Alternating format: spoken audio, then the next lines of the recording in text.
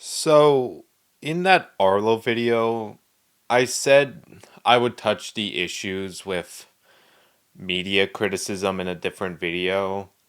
And here's my video. And to the people on why I'm responding to such an old video, I'm doing this to clear up Zero's name, nothing else. Since in my second Red Raptor response video, I made it. I someone commented that about my issues and how um hostile I came across, and I just want to say I may get mad sometimes, but you see my mic's a bit quiet, and so I try to raise my voice to make it sound good since I'm trying my best to make it always the best it can. It's really it, and plus the whole reason why I kind of was motivated to make this whole channel in the first place was because I was tired of all the bad criticisms around Jurassic World and other popular franchises. So I just want to get that out as clearly as possible that I have no ill will towards any of the creators. Even if some of them I don't like Mauler, I am not intending on sending them hate. That is not my intention. But for bad creators like Mauler or Red Raptor, I do wish they get deplatformed. And to touch the three main problems with internet discourse, in my opinion, is one, the problem with lying about the stuff you review unintentionally or intentionally, the problem with the people who watch these videos, and the negative influence from these videos that get things wrong, and the newer videos that talk about this game. So here's problem number one. The fact that so many creators have lied about this game. Hey, just an editor's notes. Lying about a game will be something that goes against the gameplay or source material of a game. It's like if I claimed Mario cannot jump in any Mario game, then you would be wrong, and it would be a contradiction of the gameplay and straight up wrong about the gameplay, which would not be debated. A contradiction of the source material would be like lies, but with the source material like the story, world building, characters, or many more. An example is Shrek. Would be like Shrek is never shown to be alone at any points during the film when you are objectively wrong, and you would have to be intentionally not lying or not even paying attention to the film. And here's the thing, these creators aren't some shitty morons like Mahler, Lily Orchard, Rags, or any of the other EFLAP members. These creators make genuinely great content, and sure, the completionist is pretty terrible for reasons, but as a critic, he's pretty good. Like genuinely great, and he didn't lie about the game or anything worse. But tons of these negative videos lie to their face, and almost all of these negative videos completely suck. And the problem is reviewers are supposed to be fair to the things they are reviewing. They could do whatever they want. They could they could they could basically just do a video on basically anything, and since Zero is a pretty not well liked game, do you think anyone's going to seriously double check any of their points? Is there ever going to be someone who seriously contemplates that Star Fox Zero, a game released on the Wii U that completely bombed critically, well, more mid, well, but anyway, bombed financially, and just do you think anyone would actually care about that game? Do you think anyone gives a shit? Because they can do whatever they want to a video, but lying to your audience makes you lose credibility, and it makes you unqualified for your job. And this leads into a perfect transition to my second point. When people watch these videos, they most of the time never think for themselves because, well, big, well respected creators make any negative point on like whatever they say or whatever they want and they could just get away with it. Even if it's something less obscure, like for example, Kandareus made a video on the Spyro games, and during a segment he talked about Skylanders and completely misunderstood the gameplay and straight up got things wrong, and barely anyone called him out. The only people who did were a couple commenters and a guy who made a response video. If you hear a game is terrible and you shouldn't play it, are you seriously going to buy that game that is insanely hated? Because why would you? Which, considering the fact that Zero, again, was a pretty hated game at launch and didn't sell well, those were the detractors of this game who just agree with anything Scott and the others will say. Even though they are straight up get things wrong about the game, with no questions, or even calling out creators like Oro is always correct. And I was literally the only one who called out Arlo on his horrible video. In fact, there's barely anyone who criticized him, and his only video that got a lot of backlash was his Sonic 2 video, and that's really it. And and and like and in fact, and with and plus they keep saying that these fans are always correct, like Arlo is always right or objectively right, and the people who like this game, when they see these bigger creators, will start to think they're right because most of these creators have a great reputation. So the odds of them doing something intentional or unintentional lies is extremely rare, since we always put our faith in beings we consider superior to us, like religion, politicians. It's just natural for us to look for something inherently better to us. There's always going to be some. It's not bad to look up to something more, but if you never ask why, then it'll just be a you basically just be a sheep and nothing else. Yeah. And plus with them having tons of influence besides the public majority thinks of a game over them, and we'll be lying about this being a bad game.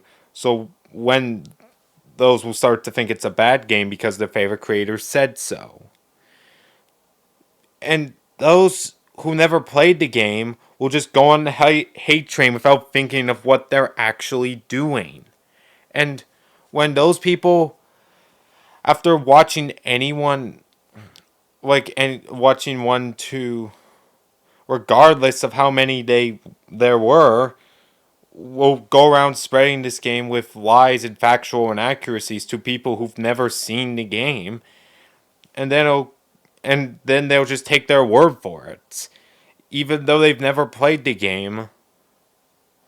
Like more than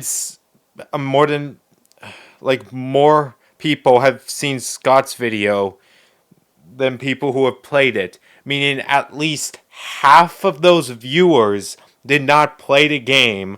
And just a quick thing, you could talk about the games, or you can make negative reviews, but you can't have valid critiques with evidence from a game to say it's bad. Like, maybe it's full of glitches, or maybe the controls don't work for some reason.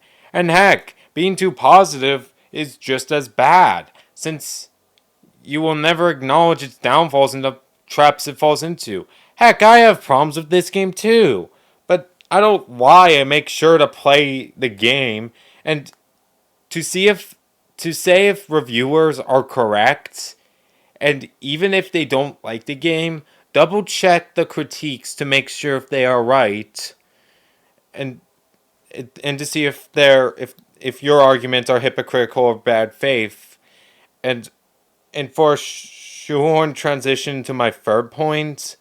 Point 3. The problem is that the newer videos of Star Fox Zero, the problems is when these newer videos are made, they will watch an older video of these terrible points and later fill with inaccuracies, which leads to videos like Captain Jack's Star Fox video, a Star Fox Sucks video, where it's like a 3 out of 10 at best.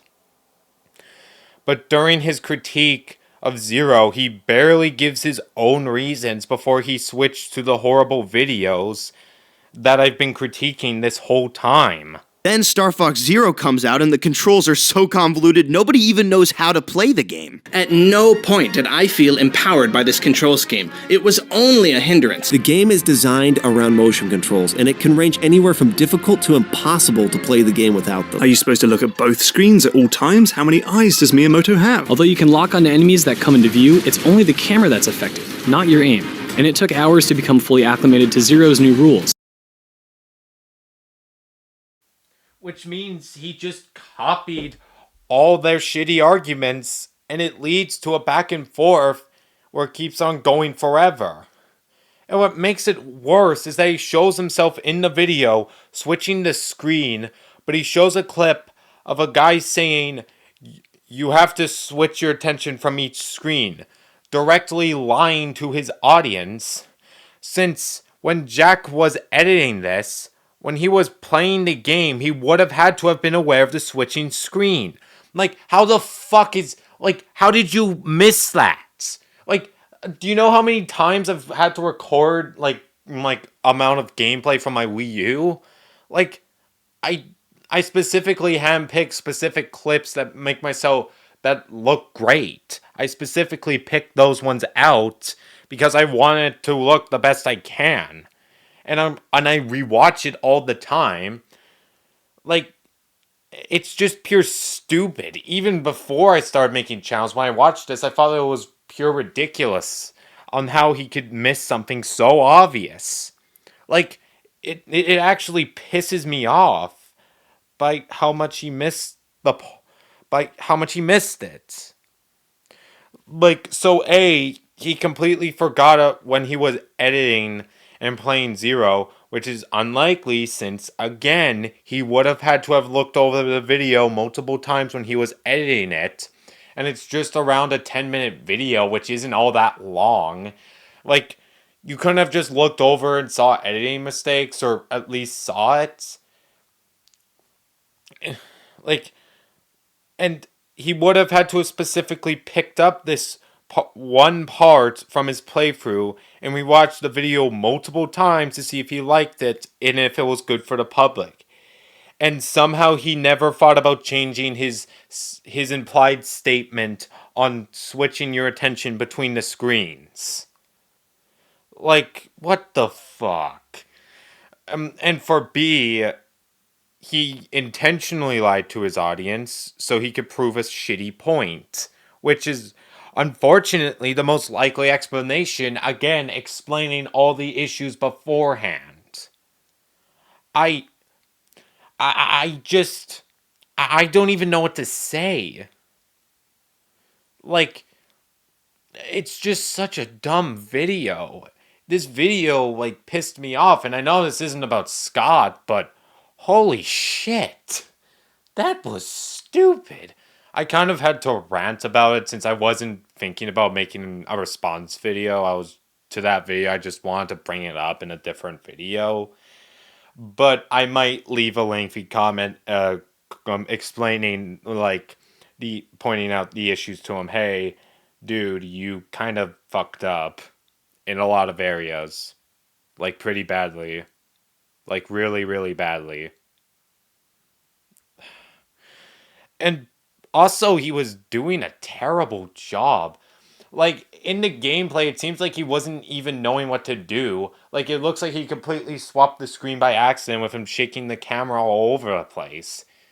Like, sometimes I take breaks from this game and sometimes I mess up, but once I eventually, like, relearn the controls again and everything, it's completely fine. So, like, it's not that hard, so and plus they tell you it at the beginning of the game how to switch the screen.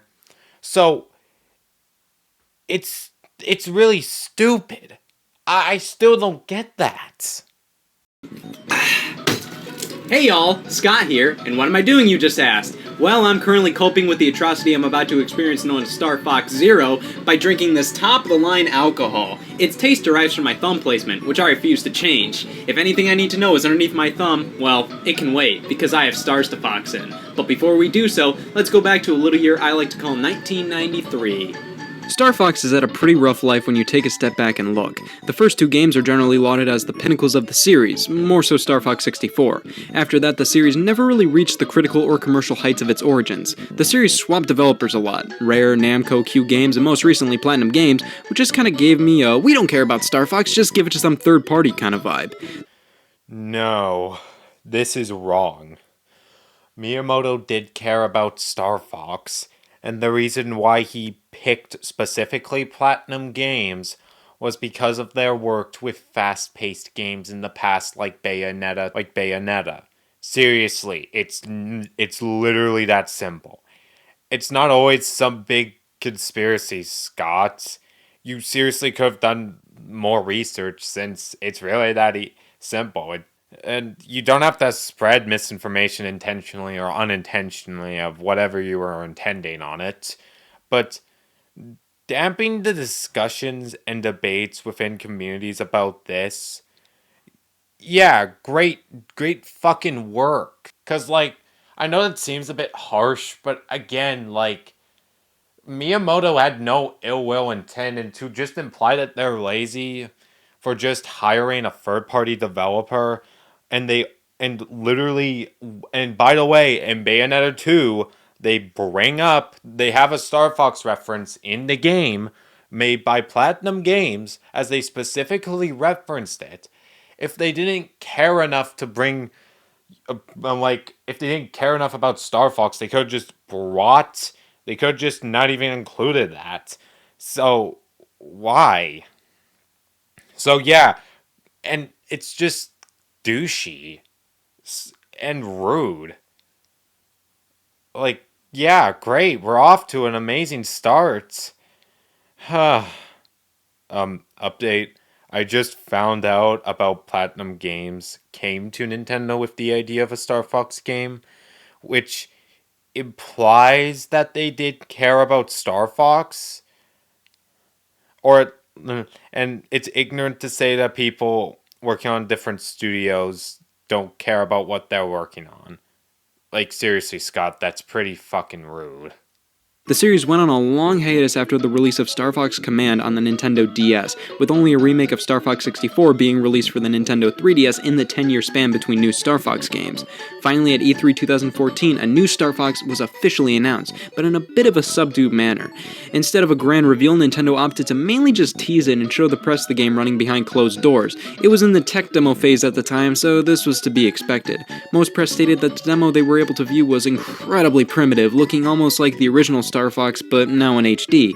Miyamoto later stated that Star Fox for Wii U was slated for a 2015 release. He just needed to find the right developer. At E3 2015, Star Fox Zero was officially announced for Wii U, being developed by Platinum Games, kicking off Nintendo's E3 digital event. I remember trying to tell myself it looked great, but deep down I knew it looked pretty disappointing.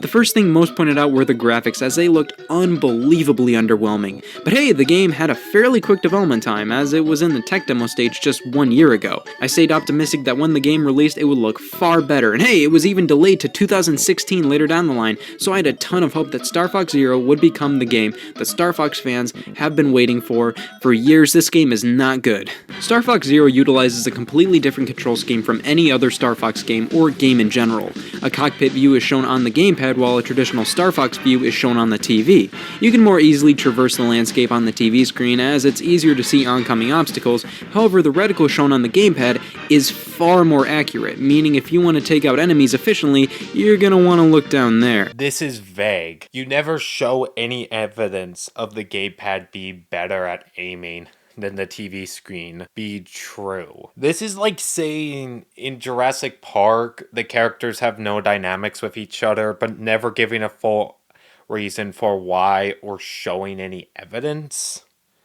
And you can make a criticism and be brief, but you have to like give somewhat of a reason in that brief explanation. Like, for example, I don't like the gyro ring because it's way too slow. It feels completely out of place in Star Fox for not being slow, but also shoehorning in stealth. See, when when I wasn't I wasn't even that long of a sentence or critique, but like it was more clear than your critique, Scott. And now for the debunk. Here's my footage to prove a point. See how I destroy enemies with relative ease? You can switch the screen with the minus button, and as someone who's played this game to death, you barely even switch the screen. Even if the button didn't exist, you can still just use the gamepad that much. Seriously. You don't have to use the gamepad at all. It's just purely optional. I only really swap to it when I'm bored or I just want to feel like switching to it. Nothing more than Motion that. controls are also used for the reticle, so the entire game you're going to be looking up and down constantly while also flailing the gamepad around.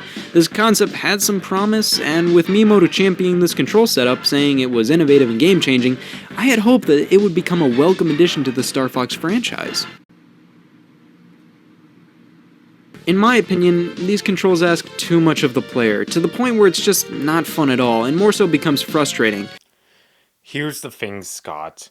Saying the game asks too much of the player is so subjective that it literally cannot be debated. I've seen tons of people get a hang of the game really quickly, and that even some of the detractors believe of this game believe that the issue isn't the controls, but that the game's boring. They got a hang of the controls well. I've actually seriously seen people who've happened to that and just have different issues with the game. And you would have to apply this to other games, and it wouldn't be fair at all. There are tons of games that take tons of time to learn from it, like Street Fighters or Super Smash Bros. But because a game takes a while to get into, that doesn't mean it's bad. And there are similar games with rail shooter segments that use motion controls, like Sins and Punishment Star's successor on the Wii. These types of rail shooters, Star Fox Zero and Sin and Punishment Star successor, are obviously wildly different games, but they still have similar ideas with the motion controls to shoot down enemies. Zero just expanded upon these ideas upon the ideas in Sins and Punishment successor for the Wii as fellow rail shooters. Frustrating because when I die in this game, I always have the saying pop in my head, well, if this controlled like Star Fox 64, because this game is basically just Star Fox 64 with HD visuals. Not a remake, however, it's more of a reboot or a retelling. Can I see the benefits to this control scheme? Sure! Being able to look around independent of the TV screen is pretty cool. You can even look around during certain cutscenes. However, just the plain flying and shooting gameplay just doesn't play well with this concept. Again, Scott, you just say like it's this, but you never prove examples in the game. And you would at least need to dedicate 10 or more minutes to prove this point. And if you think it's more than 2 seconds, the controls completely rip apart this argument. The controls are completely designed around the game, including level design, enemies, bosses, levels, and many more. But not to the point where it's a completely different game. It's where and it should be treated like a completely new IP, like something like Assassin's Creed Odyssey. That would be an example of something that devolves too far from its source material. And they brought up some new things to make this game feel like a different game, but at the same time, the same game as I explained in my Arlo video. It overcomplicates every enemy you see on the screen. Rather than just pointing and shooting, I have to look down at a completely separate screen to shoot at the enemy, but now my attention's taken off of the TV, so only God knows what's going on up there. That's a major feeling I had with this game. Whenever I would focus on one screen to do a specific task, I would take damage from something I didn't see on the other screen. No matter where I look, it comes with a hindrance. There is so much wrong with this. No, you don't. You can keep your eyes on the TV screen and to shoot down the enemies. You could just use the charge button to take down enemies more easier. And you could see on the gamepad. You don't have to be as complicated as you do, Scott. You could just switch the screen. I think this control setup would work leagues better in a much slower paced game. With Star Fox, you're flying through so much stuff, especially in the standard R-Wing on rail section. What's bad about this is that the fast-paced sections of Star Fox Zero seem like they would be a blast with standard controls. Sector Omega would be so much fun if I wasn't taking damage all the time looking down at the gamepad or just winging it on the TV screen. Firstly, no, it would not work on regular controls because I already explained how they are designed. The level design and the entire game being designed around the controls. And let's explain why the unique controls work. Coming from someone who has played this game to death, you are completely able to understand what's going on. I've already explained the constant looking at your gamepad argument. Scott, this is just being bad at the game for your poor reaction time. There's nothing more to how you're portraying yourself in this video. Yeah, the majority of the time I gave up with the two-screen nonsense and just suffered through looking at the TV screen. Doing this, I would basically have to hover around an enemy shooting multiple times before finally killing them, or just automatically aiming just a little to the side of where the enemy is. This worked out better than constantly looking down, but there's no avoiding these controls. You're going to have to look down countless times in a playthrough. If I look at the gamepad, the chances of me taking damage from something on the TV are far greater. Yet, you show no evidence of this, and you literally admitted to being bad at the game, Scott. The vehicles in Star Fox Zero range in terms of controllability and fun. On-rails R-Wing is way better to control than the R-Wing in all-range mode. In all-range mode, you get complete control over the R-Wing, so now you have another thing to focus on. Not only does this become clunkier to control, but these sections are beyond slow and boring and become... I already explained the part where it would be nearly impossible to change the controls. The reason why you're forced to play these controls is that it's a part of Zero's identity. And that's what makes it stand out as a game. And again, use the minus button. I've already explained this. Because this is just Zero's identity, and you can't just take a game's away. It's like what it makes it stand out. If you took Zero's controls and everything it had going for it away, then it would be nothing more than Star Fox 64. Zero wouldn't even have an identity without the controls. Like, it would still have things, but it's better with its controls. Where's the enemy? Oh, there they are, all the way over there. Let's go over there, pop some shots in. Where's the enemy? Oh, there. Then use the lock-on, Scott. There is clearly a lock-on. It focuses the camera on the lock-on, focusing it on the main screen. Well, the third-person perspective of whatever's on your gamepad or TV screen more accurately. And you are not using lock-on. In some all-range sections, it automatically locks on, and you just can't undo that. And before you make the counter argument, oh, what about the ones that don't have boss fights or segments without bosses? You can't just lock on. You just need to look. If you're ironically using this argument, you're wrong and bad at this game. I've played this game to death to know for a fact that you have to do this. And when you need to look around, see how barely how barely you have to move around when you need to know where the enemy is. And when you keep, when they tell you that you could lock on in the beginning of the training mode, like Scott did you even play the training mode, Scott?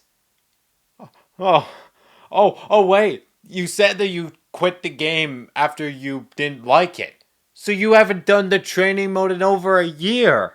How the hell am I supposed to take you seriously? This video is nothing more than a joke. I'm not even mad at it. I'm just, like, kind of laughing. Like, I'm pretty sure Captain Jack's video took out more anger on me. They are, On Rails is way more accepting of the new control setup. I'm still not a fan of it, but being on Rails helps you focus more on the gamepad if you want to. The walker was a feature in the scrapped Star Fox 2. It was brought back here, and it's fine, I guess. It's just really awkward to control. Again, Scott, you never explained the walker being hard to control. This is almost a theme in your video. At least Arlo explained his problems. He was wrong, but at least he explained his problems. And you know what? The dumbass critic, did to explain his problems? Here's an example of from his JP3 video. No. Please don't. Stop, please. And as is typical with every Taya Leone performance, Willy Wonka feigning interest still comes off as more convincing. Please don't. Stop, please. Stop, don't, come back. The whole movie, she's like a robot who's trying to figure out this human thing called emotion. This is a tiny bit vague, but not to point out where I need to need more explanations for why. I can understand the nostalgia critic said she was bad because the actress had no emotion. The nostalgia critic could have gone in more depth, but he used a specific reason. Scott did not at all, or CinemaSins, where they're good at doing this as well. Since it's not that hard. Like I explained in that video, he gave a specific reason where even if you haven't seen Jurassic Park 3, you could get an idea of where he's coming from. Because it was specific. He gave a reason. Even if you haven't seen the film, it's not that hard to understand. The Landmaster returns and it's all fun and games until that goes into all-range mode, and it is just an absolute clunkfest, more so than the standard R-Wing in all-range mode. Controlling the Landmaster in a fully explorable environment is beyond clunky and is really not fun. Again, Scott, you never explain why the Landmaster is like this in all of the all-range sections. And why is the walker like this? You never gave a reason. At all. And finally, the new vehicle, the Gyro Wing. Remember when I said I wish these controls were in a slower paced game? Well, the Gyro Wing sections are the slowest things in the entire game. These sections mainly have you flying around slowly, finding computers to hack into with your robot companion Direct Eye. These sections feel the most fitting with the gamepad controls, as for one, they just work here, and two, they make sense in terms of the context of what you are doing. It makes sense that, since you're now controlling the robot, that the robot's point of view is on the gamepad screen. The problem with these sections is that they are boring. They're literally, fly over here, let robot down, fly over here, let robot down. They aren't bad, but they aren't fun. Okay, fair. That's a good point, Scott. I actually agree with you. But here's the thing. Most of the valid criticisms of Zero are just the Gyro Wing and barely anything else. Even if you were told any counter arguments, name the valid the valid criticisms that have not been debunked. People use to say that Zero is bad, that don't have anything to do with the Gyro Ring. Did you name any? Because I bet none at all. because, like, it just means that most of the fair points only apply to the gyro wing, which Scott and Arlo are are were just well, we're just pointing out that's their only valid criticism was the gyro ring. Honestly, if you made a whole 1 hour analysis on why the gyro ring ruins the whole game, I might not even do a response video to it because I can understand how much it sucks. I totally get it. Like, seriously. It's just, but even then, it's not bad enough to derail the whole game. The motion controls aren't the problem here. I think most Nintendo fans know this. Using gyro to aim a reticle is incredibly sensitive and accurate in most games. Think the bow and arrow controls in Breath of the Wild, or just the standard gyro controls in Splatoon. The problem is the over-reliance on the two-screen mechanic. This just does not work well at all in my opinion, and I understand these controls totally click with some people, and all I say is, I envy you guys. That is so vague. Like, I think Scott means that looking down at the gamepad is too hard. But I already explained that with all the issues that came from that. And the controls are accurate. Here's proof. See? See how it's easy to aim at things, like at the enemies and everything? And here's another problem with Scott's videos, is he doesn't show any of the gameplay to prove his points. Like right here, where again, he doesn't show any actual gameplay to prove his argument. So it's just a complete joke. And if you're going to be critiquing a game, you have to show evidence of this being true. Like, this is just hilarious.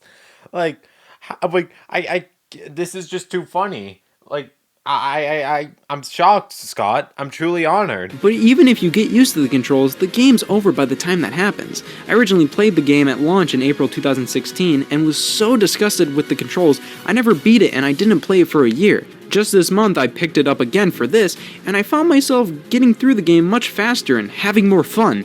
Now of course you may say, wow, you had fun with the game? Some fun. I definitely appreciated the game more the second time around, but that's the thing, it was on my second playthrough. Again, this is prioritizing people are going to get better and faster than some people that need a lot of time to get a hang of the controls. And again, taking a while to get over the controls is not a bad thing. Heck, it took me around 7 hours in this game for me to actually get the hang of the controls. Like, for example, in Monster Hunter, it took me a lot of time to learn how to get good at Monster Hunter, and because it took a while is not a bad thing. And once you get good, it is fun.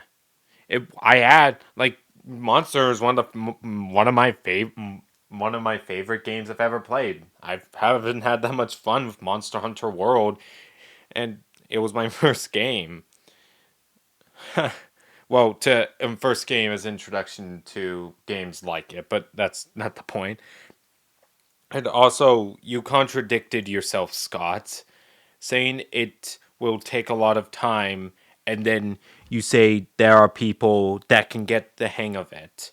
That's like saying you are in a shooting range, and the instructor tells you that getting good at shooting things takes time for people, but then saying there are people that get good at shooting, then okay, which one is it? So, Scott, you were implying that every player would have the same problem, but you were saying there are people that are good at the game and bad at the game. I can't tell, man. Wow, that's totally not hypocritical. And if you had fun, why did you call this game Bad Game or Baddest Game? implying that the game is beyond terrible and that there's barely any fun, but now you say it's fun. What was the point of that? What was seriously the point of that? This game really makes an awful first impression, and it's only until you know how the levels play out and the controls work that it starts to get remotely enjoyable. Star Fox Zero takes some time to get used to, and if this was a completely new experience, then I think I would be more willing to put more time into the game to learn the controls better and also be a little more lenient on their downsides. But this game is so similar to Star Fox 64 that I just ask myself, why am I not just playing that game?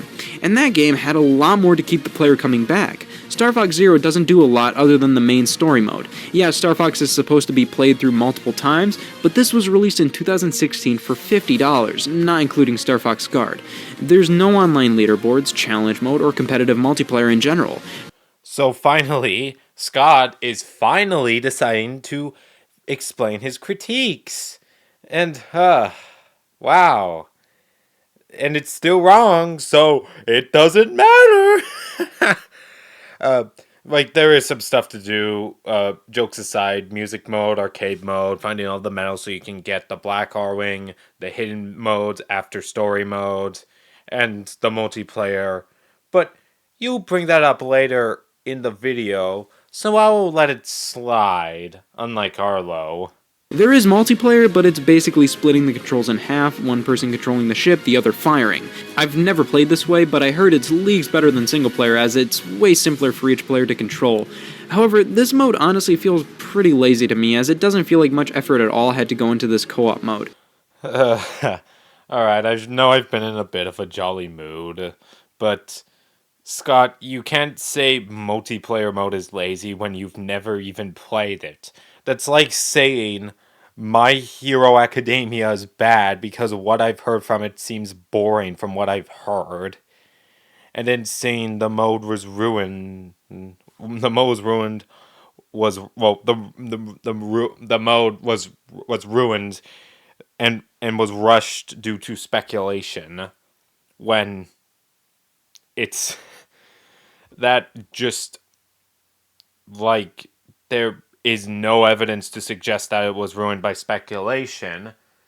And yeah, I mean, and I don't really like speculation when there's no actual clear hard evidence. So yeah, great job, Scott. You're really doing a good job, man. Here's your Nobel Peace Prize. I hope you have a great day, man. Why isn't there a local and or online competitive multiplayer? Yeah, the game really focuses on gamepad controls, but come on, they could have thrown in a 4-player battle mode that could be playable with just pro controllers. I know they were super into the whole 2-screen idea, and having the multiplayer not even focus on that at all would kind of tarnish the idea, but multiplayer is such a big part of Star Fox that it feels really empty and out of place to not have a battle mode.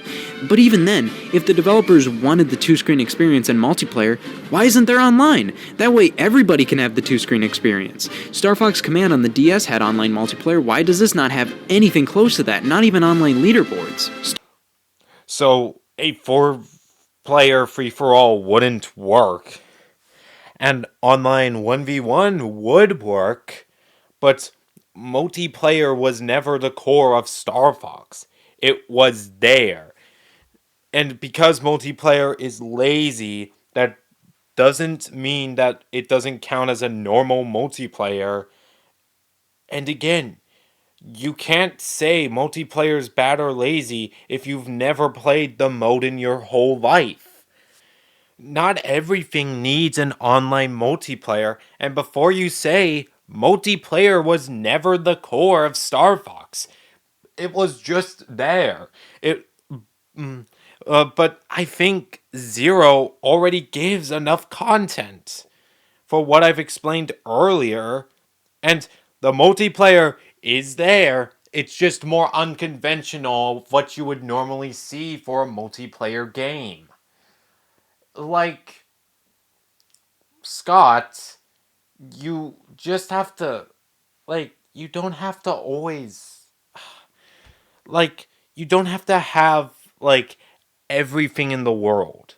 Zero does its job and what it's trying to do well.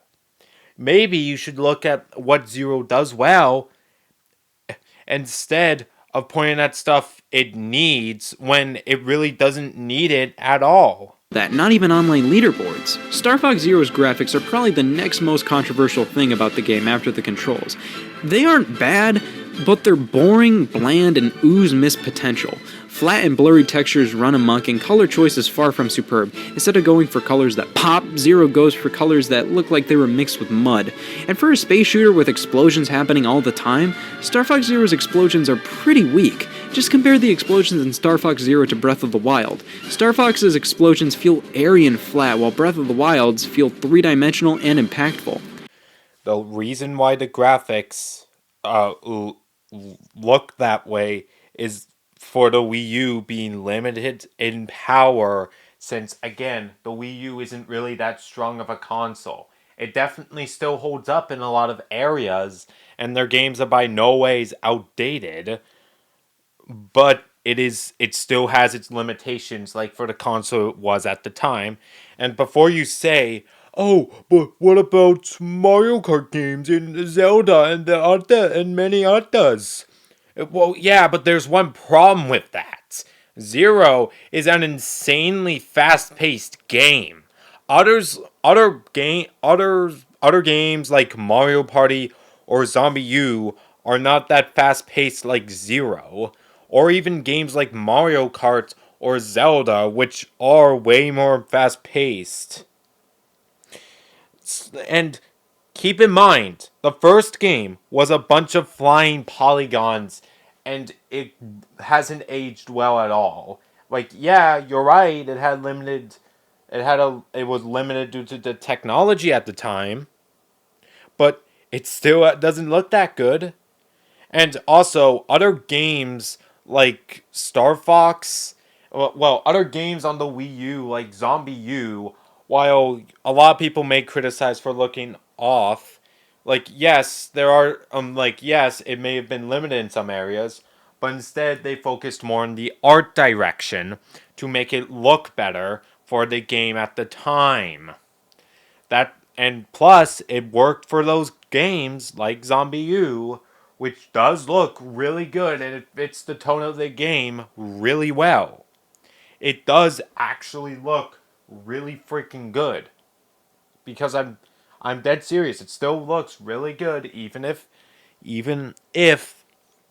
it is. It just focuses more on its art style than overall graphics. Now in motion, the game does look alright sometimes, and a lot of the backgrounds look pretty good. It definitely looks better running on your TV than it does on videos online. But I think what really hurts the game in my opinion is the painfully simple geometry of the landscapes. It looks like a GameCube game in HD. Just look at the mountains, hills, ground, and the buildings. They all look jaggy and way too simple. Instead of looking like something an artist designed, a lot of the settings look like something that was designed with compromises and a low poly. The mountains look perfectly fine to me. This just looks fine, and again, this is an opinion. But I do have a counter argument. Most of the time in the game, you're going to be zooming like a jet, so you're probably not even going to notice the mountains. And I'll go into more detail about Zero's art style and why it works. Now, many will point out that the graphics are so simple in Star Fox Zero because the game has to fully render two screens, both showing the same sequence from different angles while also maintaining a relatively steady frame rate. Sure, that can be considered impressive, and I would be fine with the simple geometric models and landscapes if the art design was better. Star Fox Zero opts for simple models and bland art. Like, look at these buildings. It's like the director told the designers, go for a building motif on that building. Again, this is speculation. We don't know if this was what the director meant. There are sections of the graphics that look great though. The water effect in Corneria, for example, looks pretty good. I just wish everything else had more care put into it. The music's alright, I think it fits pretty well. The world map in Corneria music is great in my opinion, and while the soundtrack isn't really all that memorable, no specific track is bad. The voice actors from Star Fox 64 reprise their role, and I think it's great. When I think of Star Fox, these voices pop in my head, so it's definitely great that they're back. One of the biggest disappointments with Star Fox Zero was just how derivative it was. Like I said, this is basically Star Fox 64. A few things are different, but by and large, it's a retelling of that game. I think I would be more okay with this if half the games in the franchise weren't a retelling. Star Fox Zero is a retelling of Star Fox 64, which had its own retelling known as Star Fox 64 3D, which was a retelling of the original Star Fox. I understand that Star Fox is a pretty rocky franchise. It's gone through so much that it makes sense to keep it simple for the first entry in a decade, but they could have done a new story. These are Astro Animals. How hard is it to come up with a new plot, a new scenario, or new side characters? Miyamoto explained this. The reason why they used the same story because Star Fox was meant to appeal towards a general audience. And I just want to say that it's extremely weird that people have this big double standard story-wise for Star Fox Zero. And it's really weird because people always say it's bad mainly due to the story, but will turn a blind eye to two franchises like Mario and will call those games good. So that's the double standard, Scott. And now, that's not true. There are new characters like Direct Eye and more. And even then, Mario doesn't really, it's just the same plot. It's about, X person gets kidnapped, and Mario and some kind of companion has a reason for doing it. Rather it's rather for saving someone specific or someone else. Almost all of the Mario games have the same story. I genuinely cannot think of a different one with a different name. And even when it's different, it's usually just some destroy the whole galaxy scheme, like in Mario Galaxy, but even then they still had a kidnapped person, which is the main reluctant motivation in Galaxy. So, they all still share the same plot elements. A lot of the same plot elements. If you're a fan of Star Fox Zero is a Star Fox game. You just have to work for it more so than any other game in the franchise. I would have been more cool with that if the game wasn't just Star Fox 64. And because of that, I had a hard time liking this game. It just made me want to play Star Fox 64 instead. It felt like Nintendo wanted to new Super Mario Bros.ify Star Fox, creating a standard for the series to base itself off of for forthcoming releases and merchandise. Instead of doing something new, just take everything from Star Fox 64. Who wants new characters for fans to enjoy? Just rehash the same ones from 20 years ago. Again, speculation. And I've already debunked that. And honestly, this video is probably not as bad as Arlo's, since Arlo had more bullshit, while Scott just failed as a basic review. And this video, honestly, completely fails the fundamentals of a review. He barely even explains himself. And honestly, it's more comedic than insulting. Ugh. Listen, you can love or hate any piece of media, anything, for whatever reason, but you have to show evidence for why a piece of a media is amazing or complete garbage. And don't lie about any piece of media to an insane degree, regardless of if everyone thinks it's good or bad. And here's a quote from an extreme German racist that you've probably heard of. If you tell a big lie enough, if you tell a big lie if you tell a big enough lie and frequently enough, it will be believed. And here's the kicker. I don't think the negative reviews on Star Fox were any of the creators were intentionally lying. Well, most of them, but anyway, I think most of them done it out of ignorance, but that is just speculation, and I'm less mad and just sad. disappointed for the creators lying about a game and giving Zero a false legacy and completely misunderstanding the appeal of it. But also the people who blindly follow these videos and other people. Star Fox Zero detractors just grieve the critics despite being wrong, and just to further down, to just further their own narrative. Those who liked the game at first might have changed their minds after these videos. Those who were told it was a bad game because they said so. Those who blindly followed any of the videos because they are always correct. The fact is that if you have this, because the fact that none of you had the spine to question anyone was for what they were saying, just shows how little critical thinking all of you have.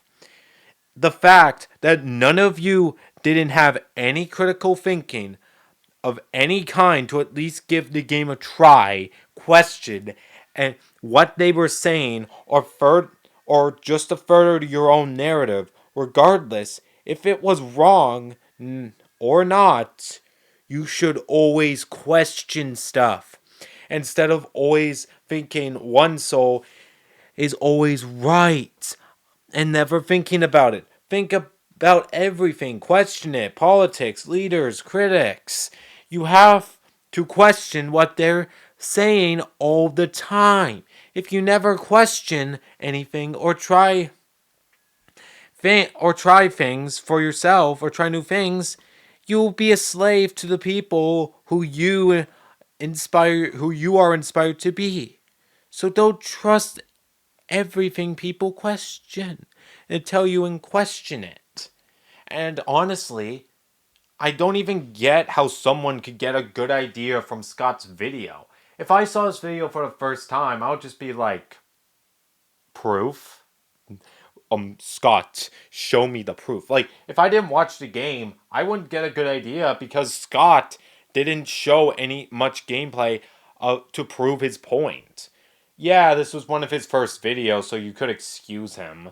But, like, could he at least make an apology or maybe unlist the video or make a comment saying, hey, I no longer stand by this video since it's bad?